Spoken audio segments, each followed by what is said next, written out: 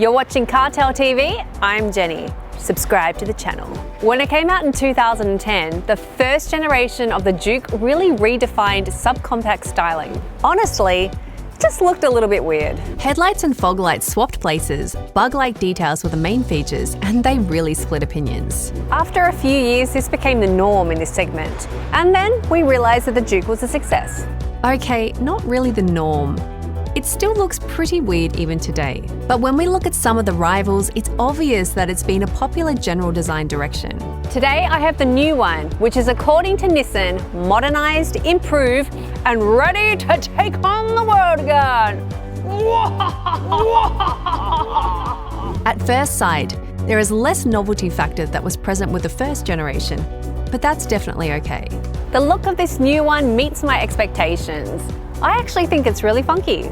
Now let's see how it stands up in this very populated segment. Now continuing on the looks, it has upgraded on its most famous features and also incorporated some that go in line with its siblings. It's got those bulky wheel arches, the ascending window line, and the front light placement. The shape of the grille is familiar from other Nissan models and obviously adapted to suit the small body. What you might not notice about looking at this one is it's actually bigger than the old one. This is to give you more space on the inside, and I'll come back to that later. The cladding is pretty prominent and the back doors still open from here. Not my favourite design. In this review, you really can't miss the 19-inch wheels. The least modernised section is the rear, but it is still very striking, especially with this roof crevice. It's a very eye-catching crevice, that one. Overall, I think the new Juke is a lot better design than the old one. We're a lot more accustomed to seeing this modern kind of styling on the roads now, and the Juke does really well because it's not too quirky, but still keeps that quirk factor while being well polished. One of the main highlights Nissan has been pushing for the new Juke is its new engine. And here it is, folks, in all its giant glory. No, actually, on paper, I was extremely underwhelmed and questioning all of those superlative adjectives that were being used to describe it. It's a 1-litre 3-pod with 84 kilowatts of power and 180 newton-meters of torque. All the twisting force is available from reasonably low 2,400 revs, and the dual-clutch gearbox with 7 speeds easily keeps the engine in a comfortable range at all times. Officially, Juke consumes 5.8 litres per 100 kilometres. We've been getting just under 7 with pretty aggressive driving. Not bad. The Juke is front-wheel drive only, and having in mind its target market, that's okay. But this was my expression first reading the stats on paper, and this is my face while I'm driving it. The gearbox really makes the best of this engine. Now the power and torque aren't huge, but honestly, it's really zippy and responsive. Me Nike. When you press the pedal, you feel the reaction very quickly, but the actual push is not really hard. But I do have to say that the powertrain combination is tuned to perfection for what it needs to be. The Juke is a city dweller before anything else, and a good response and reasonable low-down torque produce confident acceleration to any legal city speed, and a bit above it. Now when you do feel that lack of push is really on steep hills when the car is fully loaded, or if you really want to get up to 100 quickly, it's a little slower after 60. I mean, there are a few times you will be reminded that it's just a 1-litre engine powering the Juke. But for day-to-day urban driving, this engine and gearbox is really good. Surprisingly good. What is a lot better is the way it feels to drive due to its new chassis and reasonably precise steering.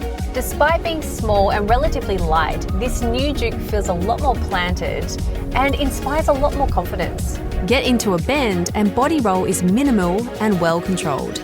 You get used to the ability really quickly, and you can actually have a bit of fun on a twisty road in a not very powerful front-wheel drive subcompact crossover. Who would have imagined? Most of the handling benefits come from the chassis, which makes the car easier to control in curves. It's really easy to predict where the car will go, and the drive is really responsive. The mentioned 19-inch wheels also help control, but they may be a bit too much on bumpy roads. Subcompact cars are bound to be a bit rough on bad roads, and 19-inch wheels would only add to this. Honestly, I would say the best part about the new Juke compared to the old one is the way it feels to drive. And that's despite that smaller engine. and that's saying a lot. But in saying that, there are still some massive improvements on the inside. This one is simply a lot better in pretty much every way. In terms of design, it's up to date. In terms of materials, a lot better. And in terms of tech, it is not even comparable to the old one. Add to that, it's more spacious, especially in the back, and that is a big plus in this segment. The dash and door inserts are covered in Alcantara. I dig it. It's very distinctive and nice to touch. Whether it's durable or not, I guess we'll find out. The seats in this trim are awesome. They look great, especially these little Bose headphone speaker things in the headrest. Could be considered a little gimmicky, but me likes me a gimmick sometimes. They feel even better. They're very comfortable and supportive, and you really feel cocooned in them. They are missing power adjustment though, and I really would have liked to see that, especially in this top trim. The 8-inch infotainment screen with voice recognition is just awesome. And this is definitely a feature that the buyers from the target market will welcome. It comes with SatNav and DAB that come in higher grades, and Apple CarPlay and Android Auto, which are standard across the range. The interface is intuitive and reasonably responsive. It's not the best one out there, but it's a lot better than the one we had previously. You can find another 7-inch TFT screen between the speed and RPM dials, and it gives you the basic information you would want in your eyesight. Now, I'm just going to check out this Bose sound system.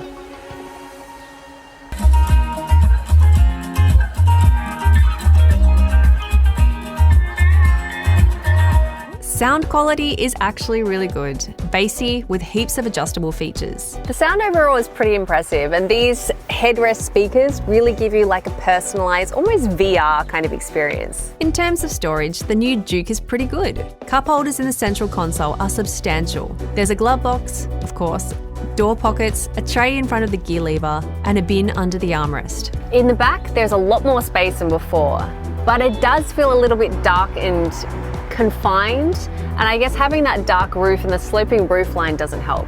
It is better than the CHR though. Headroom is decent, even for adults, but legroom is surprisingly pleasant for a vehicle in this segment. Passengers in the back don't get an armrest or air vents, and there's one charging point. Better than none, I guess. The boot has a capacity of 422 litres with the seat in use, and 1,305 litres when you fold them. Expectedly, they split 60-40. The capacity is good, but the numbers don't tell you that a lot of the volume comes from the fact that the floor is very low. So there's also the substantial load lip, and there's also no electric tailgate. This means that loading heavy objects is not the easiest thing to do. But then again, not many people will buy a Juke for that purpose. There's also no boot amenities, and there is quite a big step as well when the seats are folded down. However, there is one bad side. You see, this is the TI. It has the very top of the trim ladder, and all of the things I said about it stand. I do have to mention that a lot of those quality perks do not come in the lower trim levels. For example, the leather steering wheel only comes in this trim and the one below. Speaking of which, the one below is called STL, and it's intended to be the bestseller here. It's equipped pretty well, and though a step below the TI, it may be the best bang for buck in the new Juke range. In terms of safety, the new Juke is awesome even in the base trim.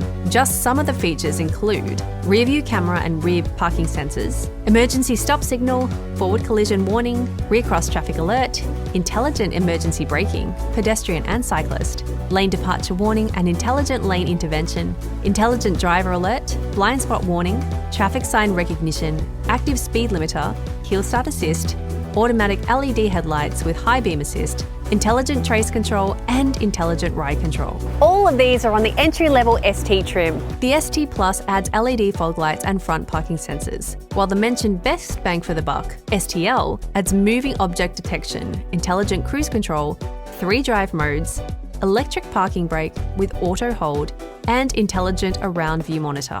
The very top gets cool interior and exterior features. But in terms of safety, it only adds tyre pressure monitoring system. Honestly, there's not much to add. If safety is your main concern, then the Juke is a very good choice, with even the amazing entry-level trim. However, if you really want to experience the benefits of the new car, you need to step up to the STL or the TI that I have here. Pricing. The new Juke is a lot better than the old one. It looks more modern, offers more space, drives a lot better, and is packed with comfort and safety tech and perks.